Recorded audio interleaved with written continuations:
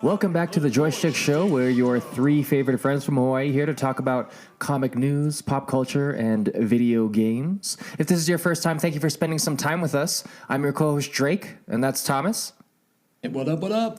Tonight, Scott is not with us, but he will be shortly. Tonight's episode, though, is all about Guardians of the Galaxy Christmas style. Did you get to watch that, Tom? Yeah, I got to watch the holiday special. The holiday especial. What did you, I guess, what's your general thought about it when you finished it, you kind of had some time to think about it, you saw the things, like, what was your thought process like? Yeah, great question. Because when I first watched it, I don't know, maybe I just wasn't in the holiday spirit. I was like, this is kind of weird. So it kind of threw me off the first time. And then, after Thanksgiving dinner, you have too much turkey and you pass out. So I didn't finish it. And then I went back and watched it. And the second time, I just kind of rewatched it all the way through. I was like, this is a lot better the second time. Like, the jokes were landing a little bit better. Yeah. Like, I kind of got over how much Mantis was talking. And, I liked it. I liked it a lot more. What about you? I think I went in kind of blind, semi-nude, right? I wasn't naked and afraid, but I was naked and willing to be open to it.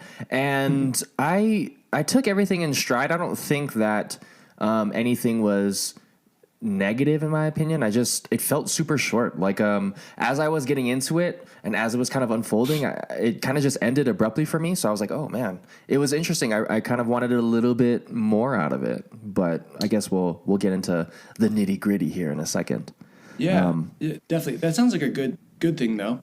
That you definitely wanted more and you're like, man, when is this going to be over? That'd be great. I think a few podcasts ago we talked about, like, man, it would be great for all of these like huge character things to kind of help take themselves a little less seriously and get into these Christmas specials. I maybe do a little bit more, I guess, festive, kind of outside of the box, either cinematography or audiography, just kind of changing it up a little bit. And I think this kind of did what I wanted it to. It was light, but it was still in the realm. I still understood what was happening, but it wasn't so far like parody that it felt out of place. It felt like doable in that situation. No, I agree. Like, the tone still matched all of James Gunn's past Guardians of the Galaxy stuff. Yeah, right? Yeah, It felt like, okay, this is like, I could see these Guardians from Guardian 1 to Guardians Volume 2 to Infinity War, like, now being in this place. Like, it seemed like it was very, like, it was like, oh, okay, like, the tone's back. That's what you get, I think, when you have a director all the way through who gets to, like, be with these characters the whole time. It feels more consistent, right? Like, this one was like, oh, yeah, this feels like James Gunn with the Guardians. Yeah, I agree. It felt, like you said, kind of James Gunn's, like, not baby in that sense, but he spends so much time with the characters and the character work, the cinematography, the way everything is shot, and it definitely has his imprint on there. I don't know that. I think I just love what James Gunn does, so it's really hard for me to like pick apart something in that sense. But yeah, you're a gunner. Yeah, I'm a gunner. No, definitely. How did you feel about the opening? Because I was a little bit taken back just for a second. Like, it wasn't bad. I was just like, oh, this is interesting. When the opening of the show opened up in animation. It did kind of throw me off. I was like, why? Especially because after I've watched the rest of the episode in itself, I'm like, that was kind of out of place. I guess maybe they had a budget. That was my only kind of idea through that. I don't know. What was your thought? It just kind of like took me by surprise. I was accepting of it, but it felt weird for sure. Yeah. I was thinking, man, James Gunn will do anything to have Michael Rooker in his show. like Yondu's dead and he's still finding ways to bring him back. Yeah, Yondu's the best. Yeah. But I understand people were saying, and James Gunn has even said it himself on Twitter, that he really wanted it to feel like the Star Wars Christmas special. And if you can remember anything from that, which I do not, but I've seen things from it, is that it had some animation, or it was either completely animation. I don't know if it was completely animation. There was animation in it. And so this would make sense that he would have an animation element if he's trying to make it like the Star Wars Christmas special. Yeah. I guess I've never seen that Star Wars Christmas special. I did kind of see like clips of it as we were talking about it previously, and it was very, I don't want to say the word antiquated, but it's definitely from a different time, right? Yeah. And I kind of liked a little bit of the character progression. I know that we've seen Kraglin, Sean Gunn, he's got Yondu's like mohawk situation. And every time I see that, like just the small little tiny details of like how the skin is just like pressed up against the mohawk. Yeah. But I mean, at the same time, like you said, Michael Rooker and Yondu, every time I look at that thing, I just think about fucking Yondu. Right. Yeah. Yeah, definitely. Do you look at Kraglin and think like, damn, that would probably hurt? Yeah, I mean the way that it's just protruding out of his head, I'm like, how? But why? Because I think Yondu had like an attachment type situation, but it just looked like he just like had to like get in there, just cut open the skull and just stick it in. Yeah, wow, that sounded like a Hannibal fetish. And we know that he hasn't been practicing. He's not really good with the arrow yet, so maybe something to look at in the future.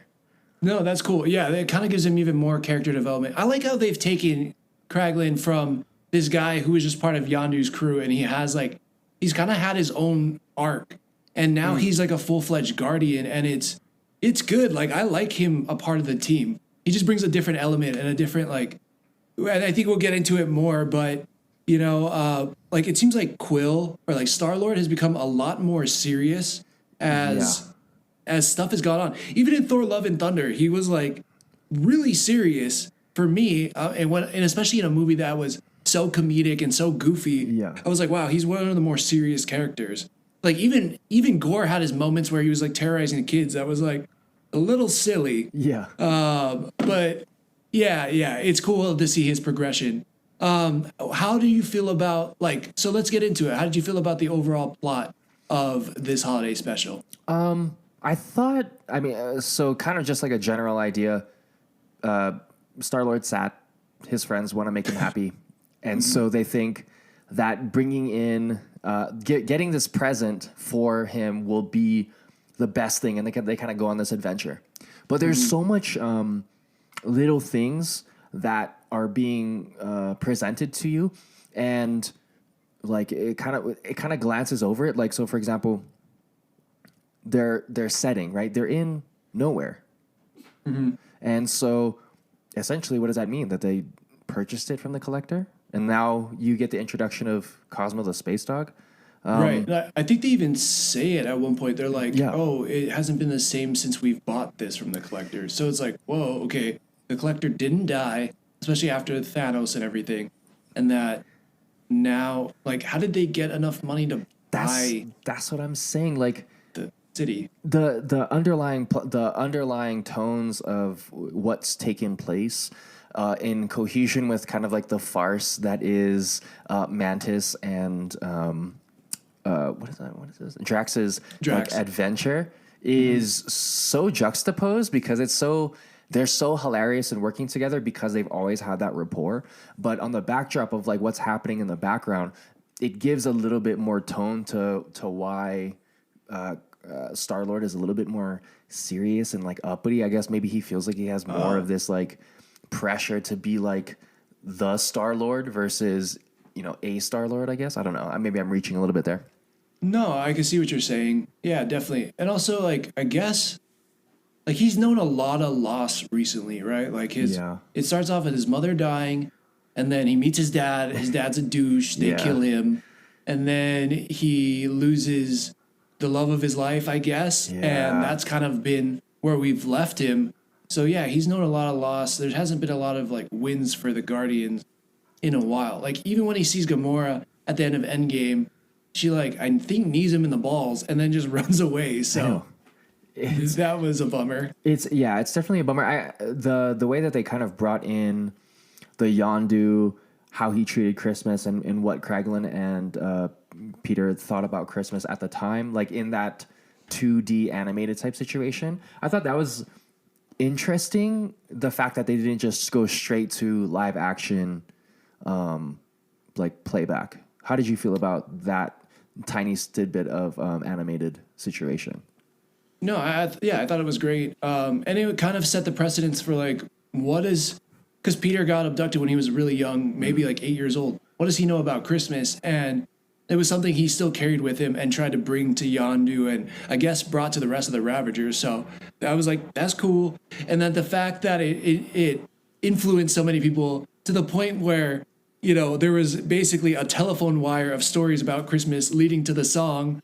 It was like, what are they called? Like the old 97s is the band, I think. Yeah, so and ridiculous. I guess James Gunn loves them. I don't know if he was in the band or something. He has like some tie to the band. But just that song. I loved it. I thought it was like kooky and like, of course, this is how aliens would view Christmas.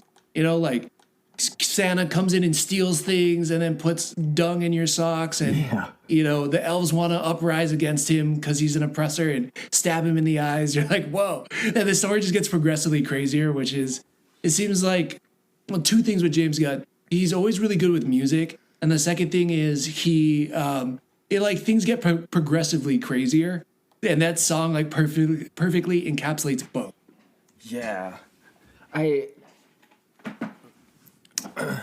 was really the old 97s. I had to do a little bit more research because I didn't really know what that was about. But as I was looking through kind of the things, they do kind of a lot of interesting affiliated songs that are in a lot of different movies. But one of the things that I thought was so interesting, because we're going to end up talking about this when we talk about Wednesday eventually, is that Fred Armisen toured with them for a little bit as a substitute in 2017. Yeah, so very interesting how kind of all the things just interconnect.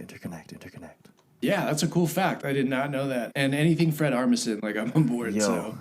When we get to that, we're definitely going to talk about it because it's great. Absolutely.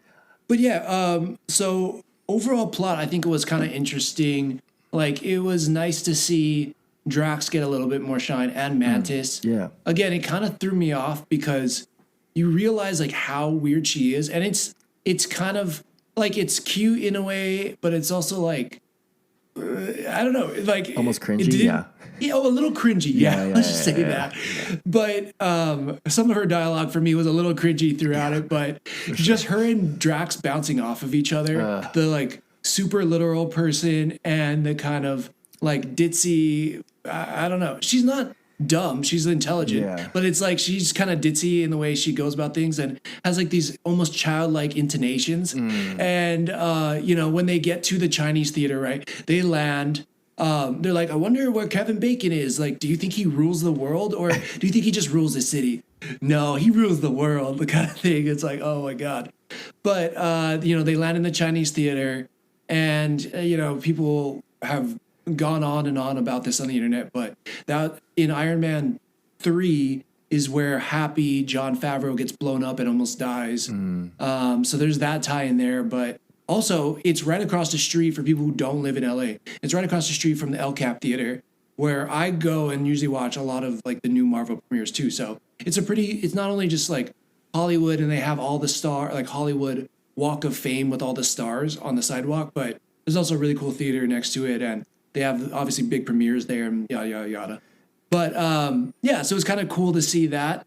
And then also to see them interact with the people who cosplay as the characters. Yeah, it was almost like slightly meta. Like they were kind of like looking at themselves and thinking, oh my God, is that person? But it's definitely not. And they're taking pictures. And the fact that they were getting money was that little tiny montage was like, man, that's so interesting because what concept of do they know of like money and the necessity of it in terms of like earth value? Right. So I just thought that they just leaned into it and they were just like, yeah, money. And then they started using that money a little bit towards the end of that montage. Super hilarious. No, totally. Apparently GoBots are canon now. Oh, where? Because Drax turns around and he's like, hey! And, Mantis steps in front of him and he's like, no, GoBots killed his cousin. And tries to like stop him. Right? And you're like, oh, okay, I guess GoBots are like a thing. in the MCU. But I love the part where, everybody's coming up and taking pictures with them. One, I'm like, how do people not know them because they helped save the Earth? Yeah. So that did throw me off. But then two, there's like a family that comes up to him and like, thanks, God of War. And I was like, oh my God, like perfectly timed. Yeah. God of War Ragnarok just came out. And yeah, when you look at Kratos and then you look at Drax, they kind of do look similar. Yeah. Yeah. I was like, that's a good one. Yeah. I was like, kudos on that writing. The pop culture tie-ins and the video game tie-ins definitely, I like that due diligence is there. And even when getting to Kevin Bacon's house, like, how are we gonna find Kevin Bacon? And then the Hollywood houses type situation, she's like, this is $40. Are those pamphlets $40?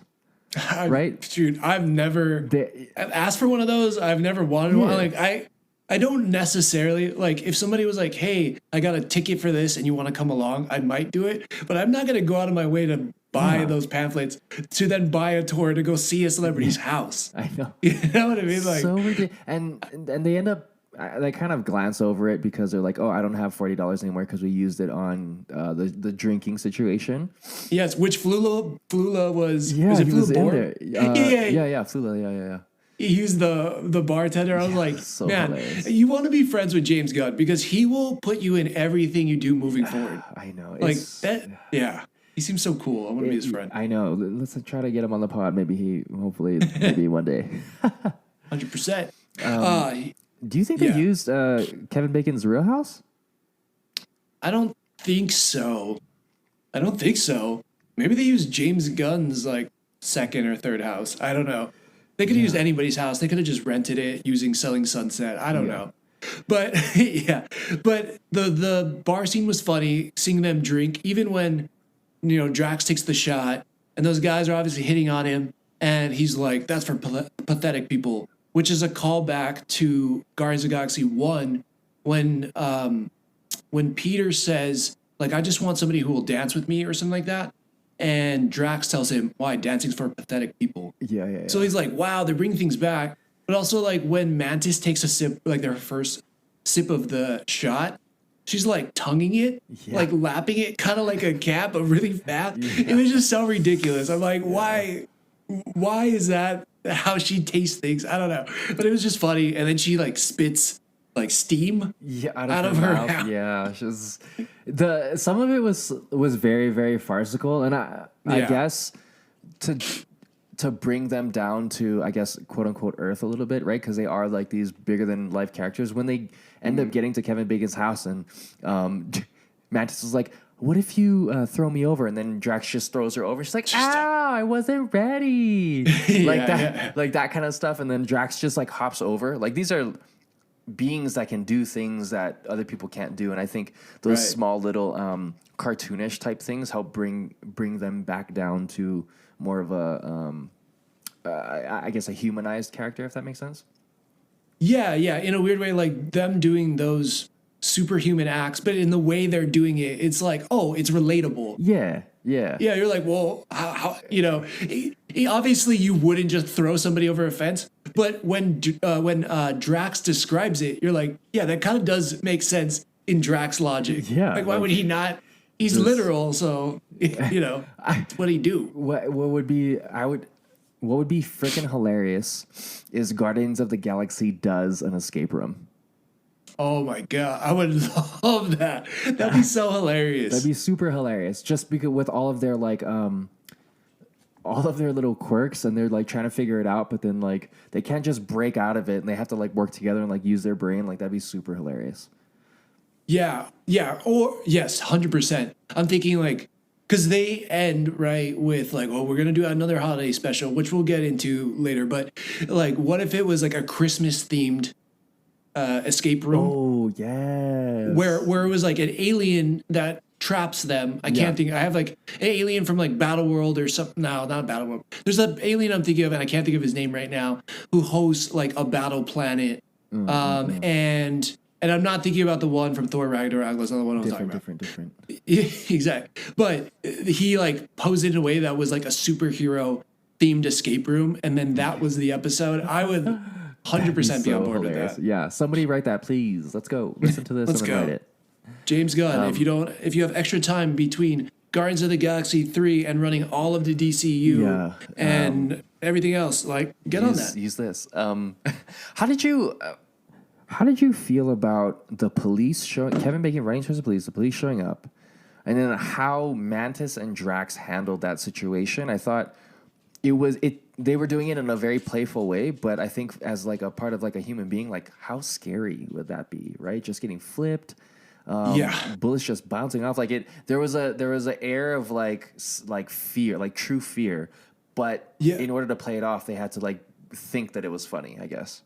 No, totally. Well, there was a part for me that was like, wait, is Mantis like? Although we see her do like the scariest chasing, I think me it topped Wanda chasing Doctor Strange down the water hallway, but. This like where she was like jumping from railing to the post and like I was like, whoa, shit. I was like, she's pretty scary. Freaky. So, but when they're walking up and the police have all their guns out, for a second I'm like, wait, are they bulletproof?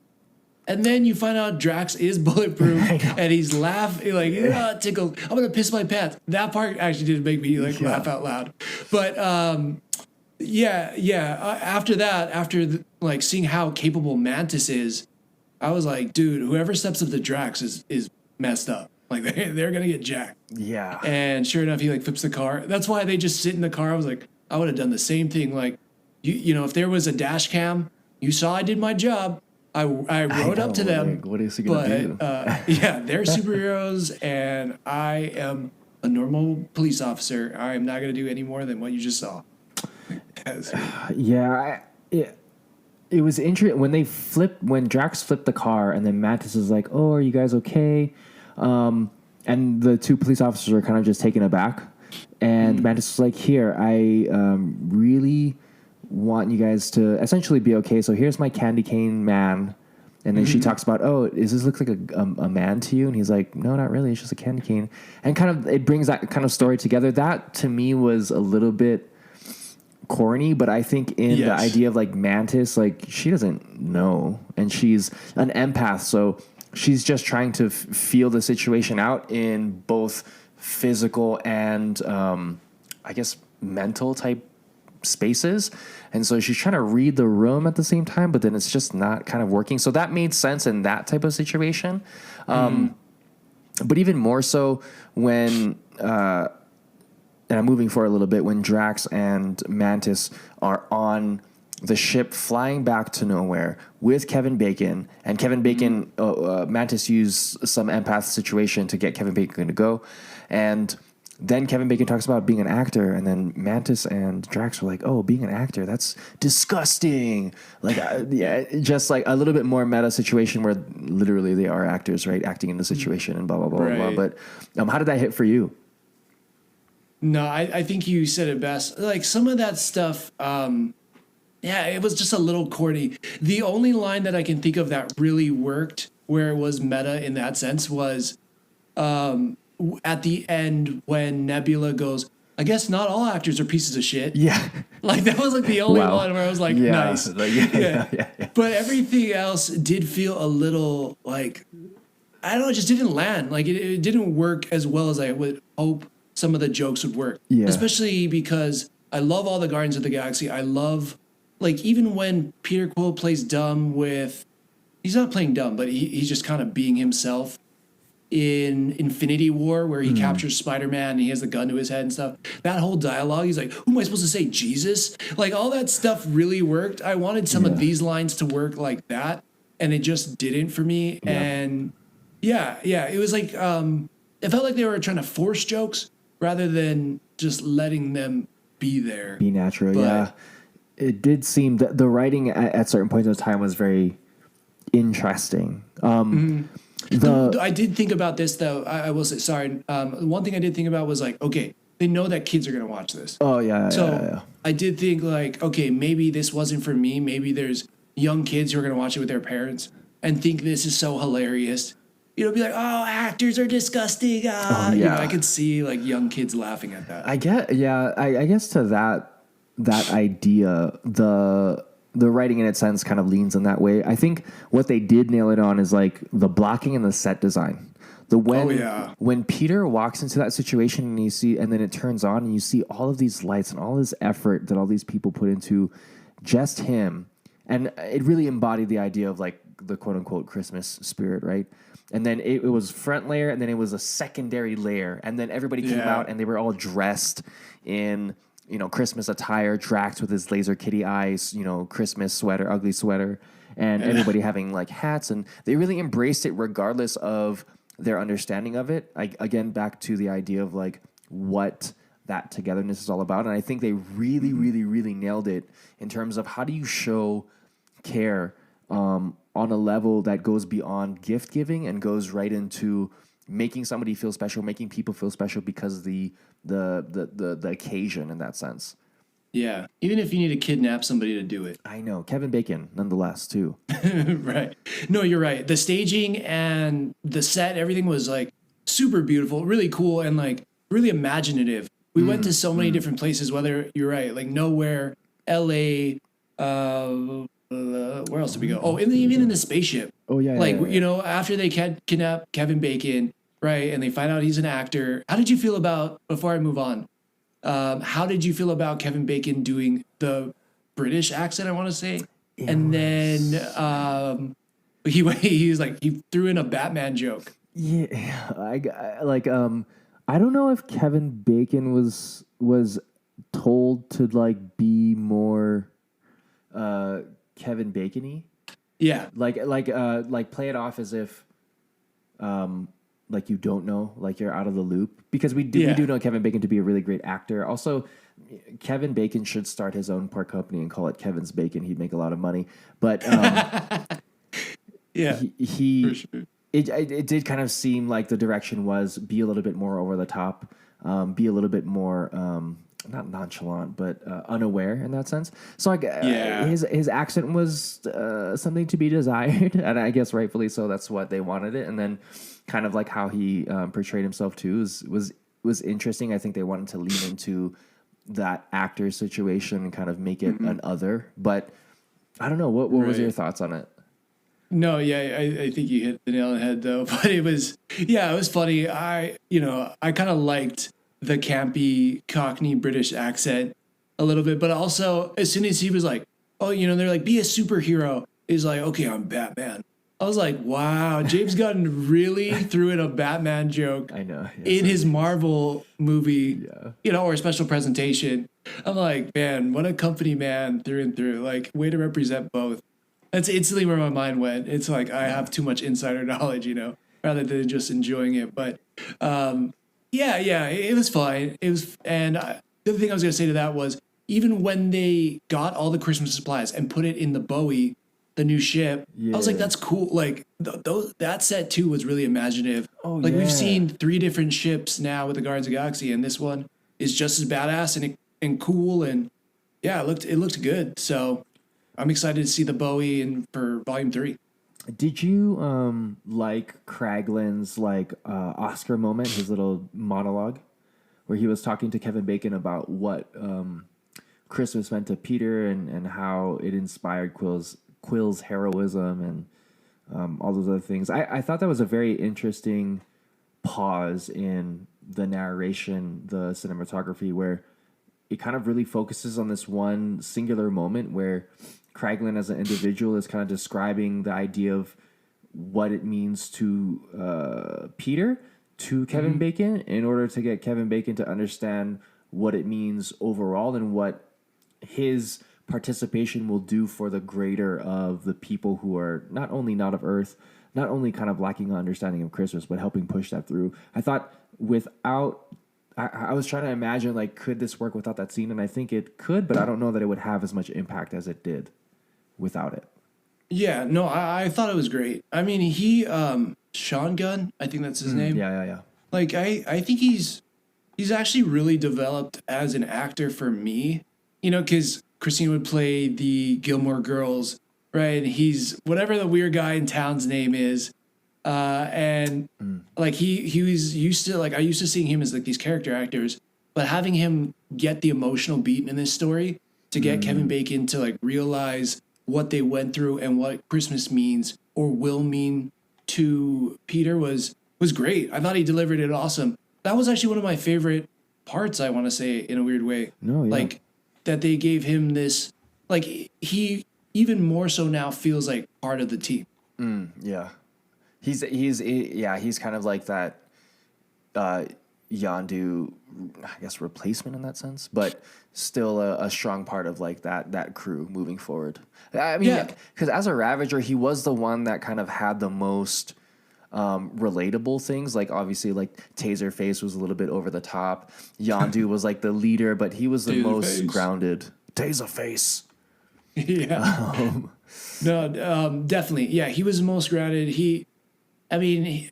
I don't really remember everything he did, but I remember him being more of like kind of like a fake tough guy in the earlier movies. You know, he was like that guy that was like tough because he was behind Yondu, but he wasn't actually tough himself. He was like, you know, like the bully's number one henchman kind of kid. But it's nice to see his progression. Speaking of progression, we got Groot as like this little buff. Yeah. Like, is he supposed to be like a young adult now? Because he's not a teen, or is he an adult? Because I don't know if this is offensive to people named Chad, but I feel like he, you know, was kind of like a Chad, like, you know, like a bro, like kind of like what I'm doing, backwards hat, like goes to the gym, you know, leg day, crushes, don't miss leg day, don't miss leg day, crush Ronas. You know, high ankle socks. Wow, if I just described you, I'm not saying you're a bad person, but yeah, I'm that's just saying your vibe. Yeah. Yeah. Somebody who goes to ASU, you know what I mean? Yeah. But yeah, he kind of looked like that to me, and I was like, oh damn, Groot's getting swole. He's in his like high school swole phase. Yeah. And we actually get to hear. I thought like it sounds like Vin Diesel. Yeah. You know, way like more wow. than previously. For sure. Yeah, exactly. Like Guardians of the Galaxy 2 didn't sound like Vin Diesel. Obviously Infinity War. Yeah. And I guess he was in Endgame for like a split second. Even like Baby Groot too. They tuned the voice or whatever. So yeah, they pitched it like way up or something. Yeah. Totally. So yeah, that was cool. And also he gives them like the best gifts, right? So eventually they convince Kevin Bacon to come around and be, you know, and share Christmas with Peter, right? How did you feel about the song? I was like, whoa, Kevin Bacon singing personally. I mean, I think that's what I focus on the most, like Kevin Bacon singing, because we obviously know he's talented. He has a long history in cinema in general. The song lyrics in itself, I thought he really leaned into it really well. Like it almost sounded like he was a part of the old 97s. And just how the tone and the pitch and the candor. The fact that he was kind of able to blend in so seamlessly, obviously a testament to his acting, and then obviously the character work that was being pushed onto him, probably through direction through James Gunn. But I don't know. I think that is a song worthy of being on a rotation in a Christmas time type situation. Dude, I was thinking the same thing. I was like, I might put this song in my Christmas playlist. It's not, and I was saying to Christina after, I'm like, it's so nice to have like a new Christmas song. Because it's like, yeah, I mean, Christmas only comes one time a year, but it's the same 15 songs in rotation. And it's like, damn, I need like new Christmas songs. Like if I have to hear All I Want for Christmas, although I can't lie, I love that song. It's a banger. I can listen to it at least 5 times in a row. Yeah. But it's nice to have new Christmas songs, and I was like, this one is cool. Like, I might actually add this to like a Christmas playlist now. Yeah, and the lyrics in itself are pretty simple, right? It talks about like holiday spirit and, you know, being next to a fire, Christmas time, Yule tides. All I want for you is Christmas, but not in that very like outdated.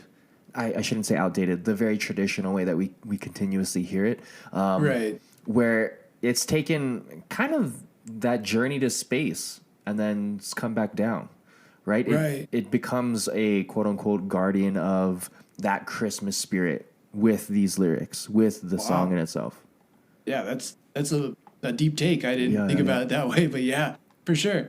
Yeah, it was cool. And it kind of reminded me it's very like it's rock and roll and it's kind of like, Midwestern in a way, if I could say that.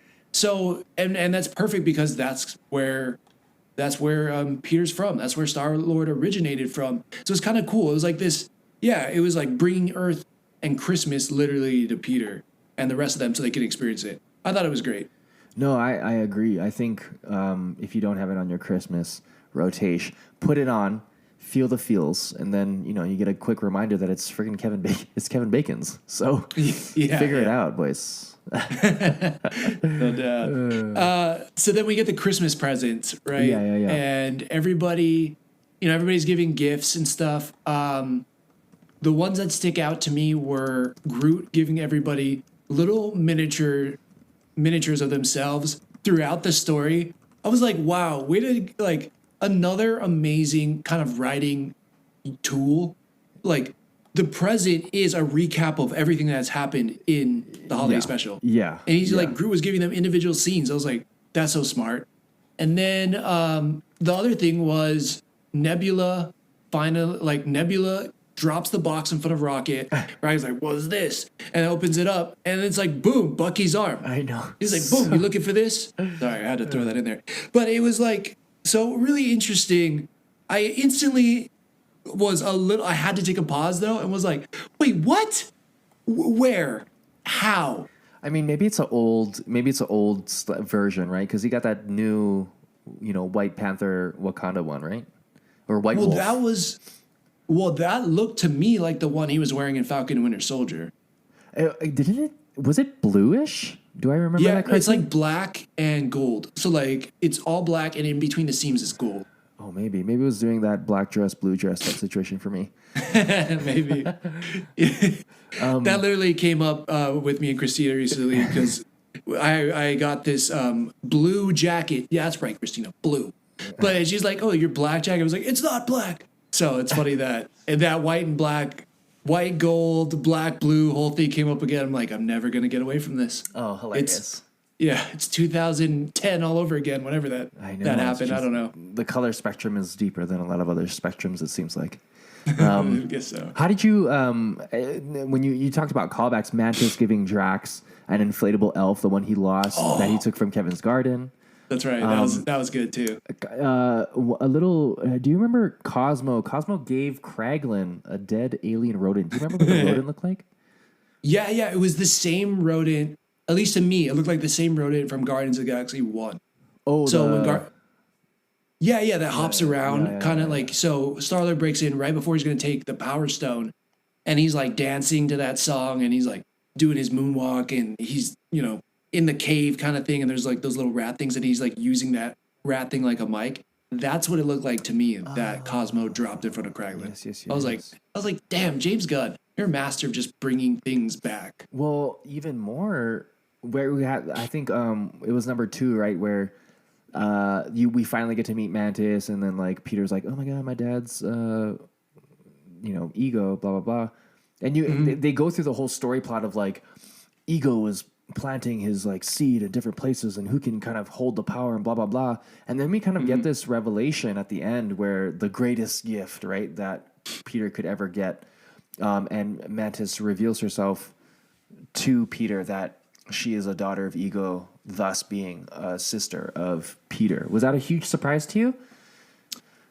Yeah, it was. I've never not like read obviously a bunch of comics this year because of Comic Book Club and all the different movies that have come out, but I haven't read any Guardians of the Galaxy, so I don't know Mantis's origin story.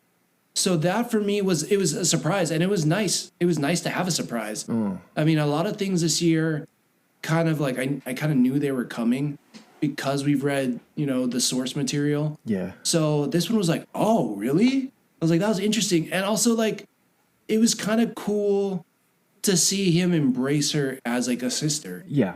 I like that. Like because I mean, not to bring race into it or anything, but it was like, okay, like Asian and this white and like, that, and then it's the way he like, we're like, no, you're my sister. It's so, I'm stoked about this. Yeah. It was really kind of nice and refreshing and such a change up to a relationship in the Guardians that I thought was pretty well established.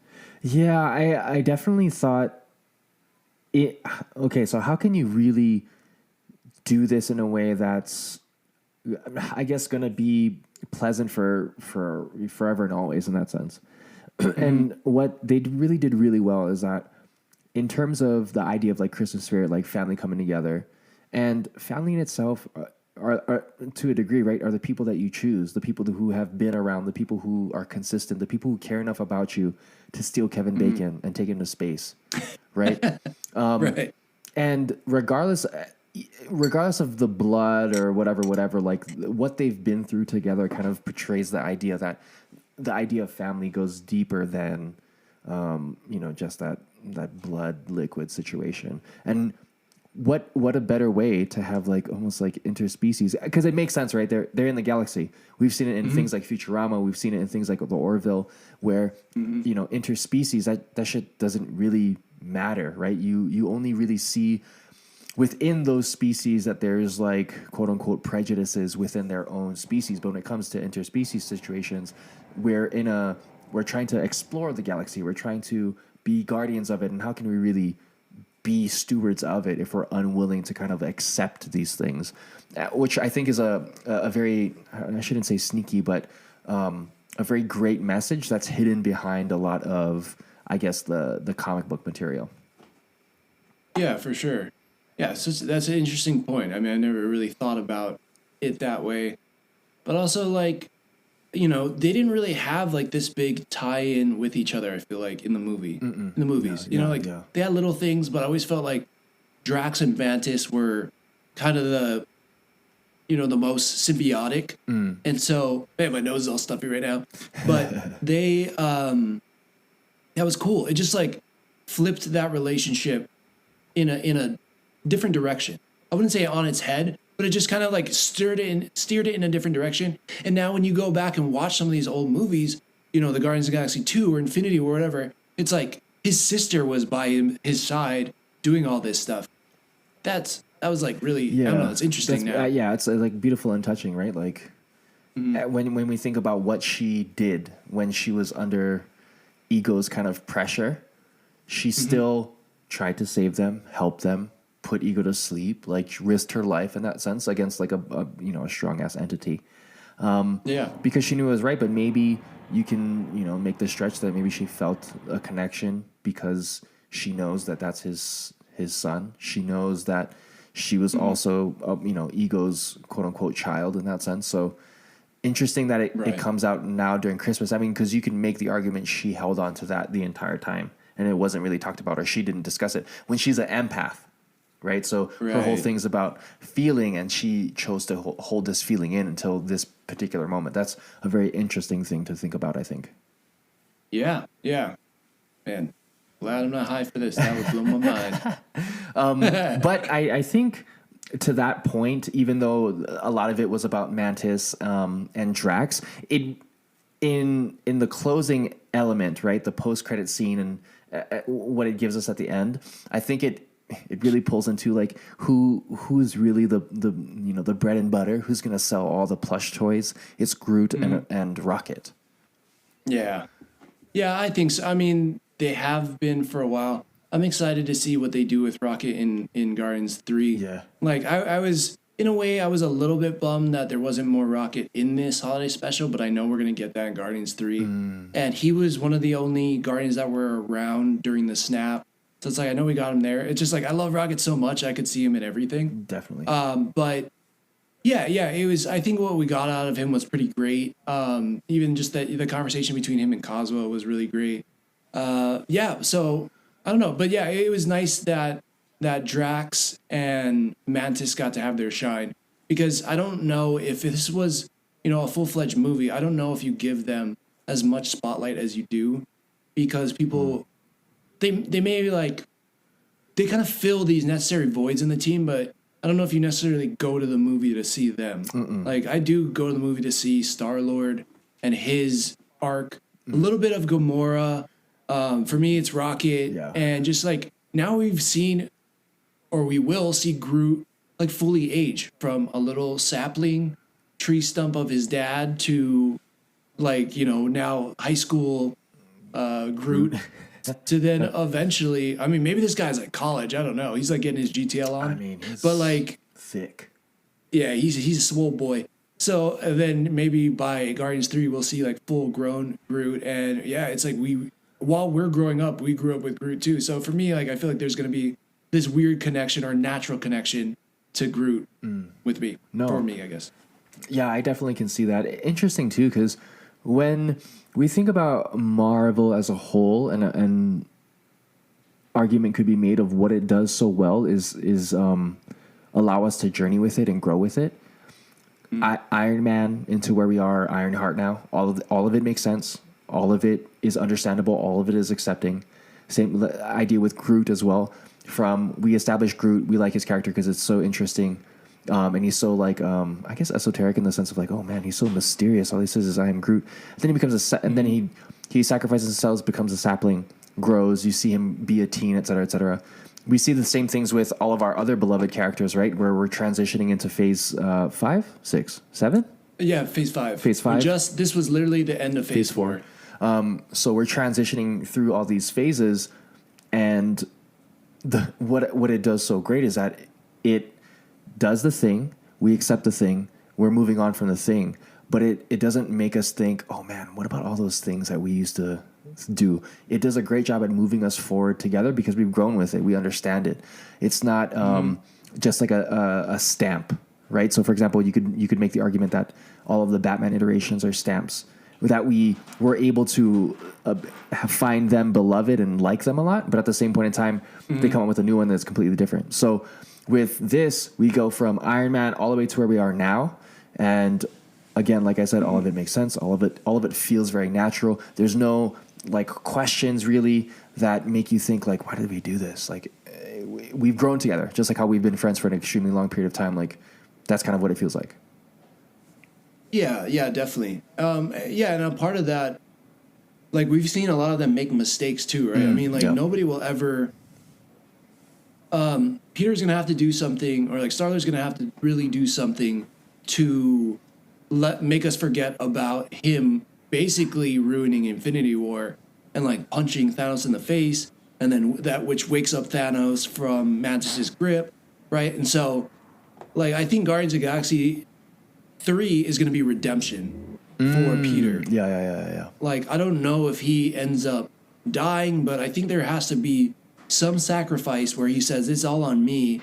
And maybe that's why he's been so sad and he's carried all this weight around with him, is that he has this sense of like, I failed, and I messed everything up. And maybe that's the weight that's carrying him with him, along with I lost this woman that I love. And maybe if I didn't do what I did, she'd still be around, yada, yada. I mean, there's like all these kind of things, right? Yeah. And so I think that's kind of carried it with him. But yeah, we've seen them come together as a family, like fail as a family, still stick together now. And it's, okay, where do we go from here?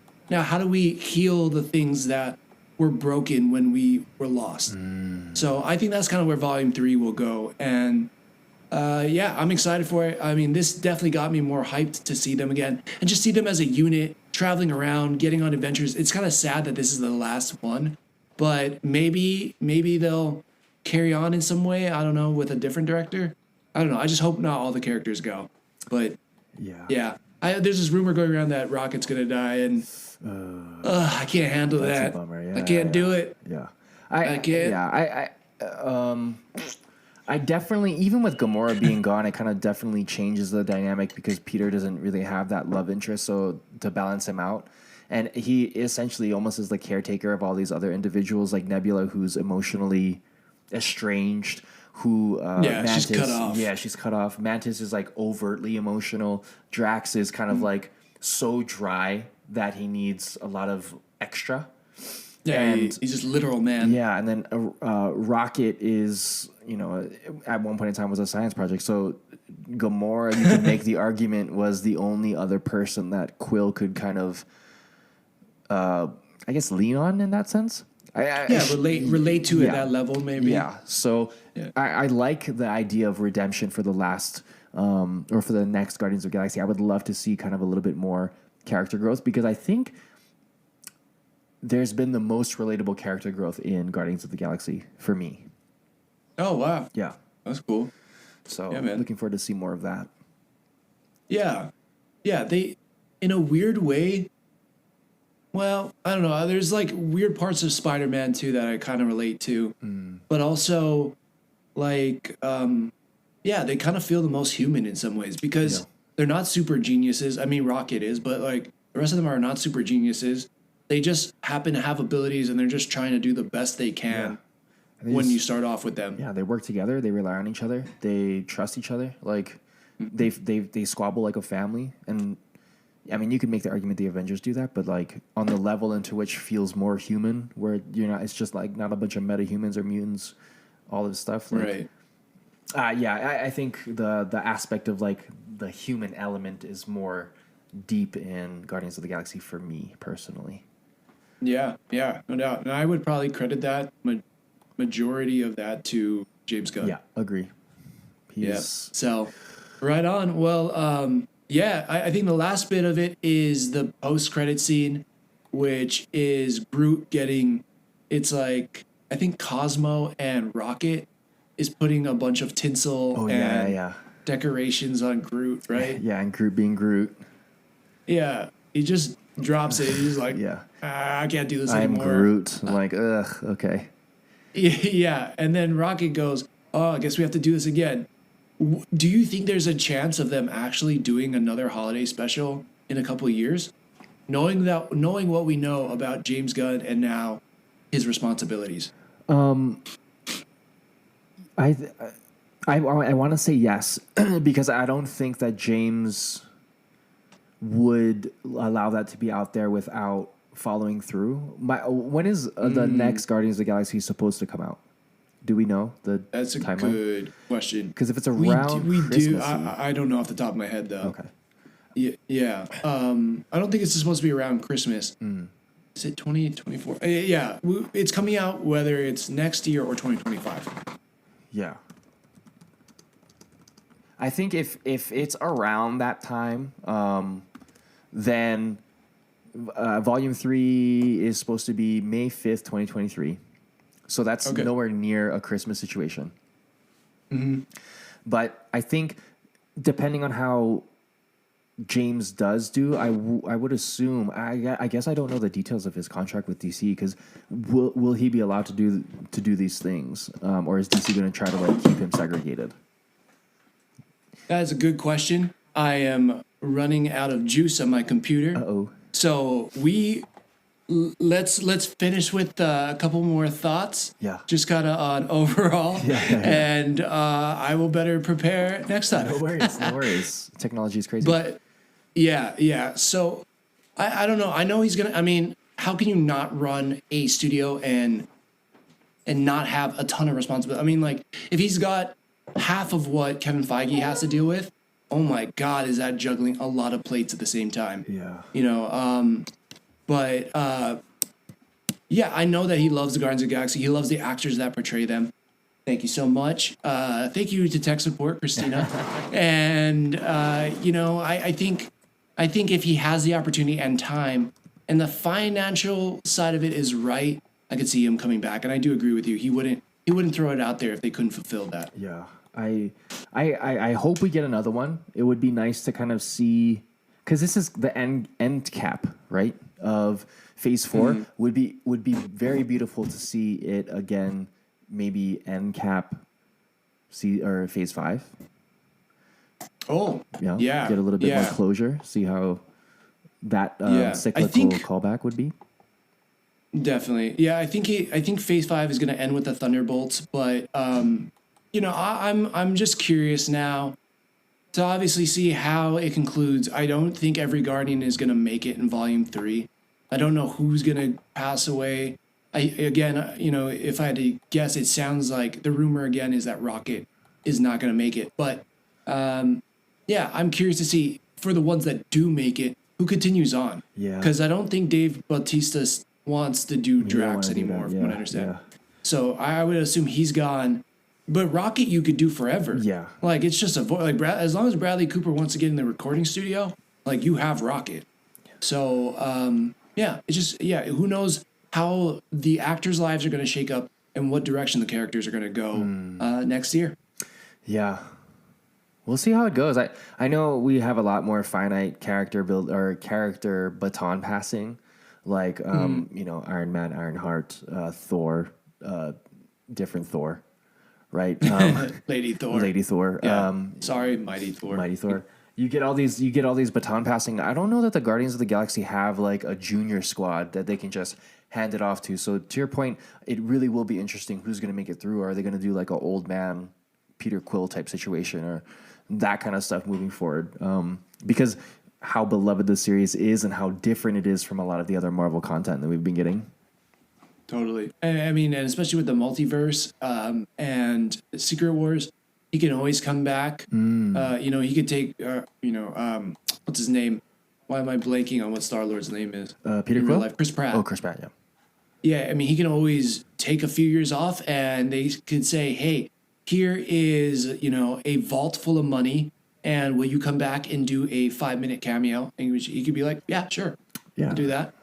So there is a world where that can happen. But this really makes me excited for Guardians Volume 3. And, I liked it. Not my favorite, but there was so much I liked about it. It was an awesome holiday Christmas special. Yes, I think if you're in the mood for Christmas, but you still want to get your Marvel fix, or even if you don't and you just want to see a pretty decent Christmas flick without going into the Hallmark, situation, check it out. Absolutely. Yeah, with a good Kevin Bacon song. Oh yeah, Kevin Bakes. Kevin Bacon really got to get on that port game so you can call it Kevin's Bacon. I feel like that's going to make a lot of money. You got to throw it out there to them. Yeah, Drake, do you want to close it out for tonight?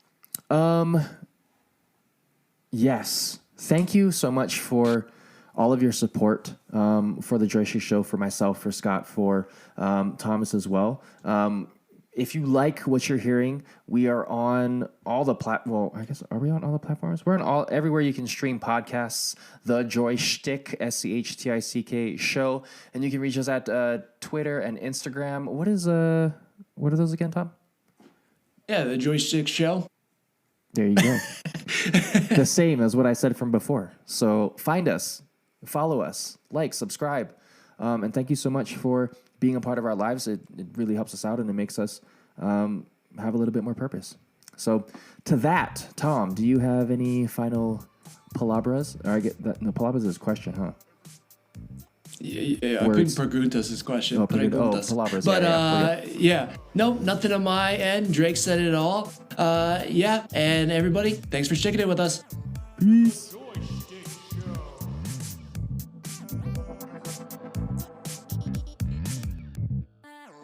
The Joystick Show.